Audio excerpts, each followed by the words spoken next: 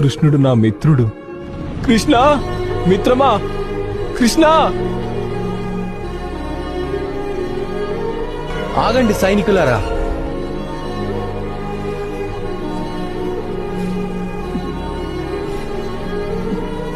ప్రాణ స్నేహితుడు ఇతనే నా సుధామ.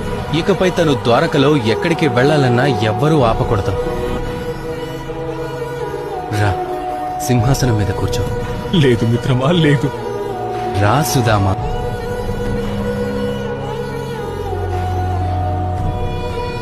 వద్దు మిత్రమా, అంత పని చెయ్యొద్దు కృష్ణ. ఇది నాకు ఆనందాన్ని ఇస్తుంది. నాకీ ఆనందం లేకుండా చెయ్యొద్దు.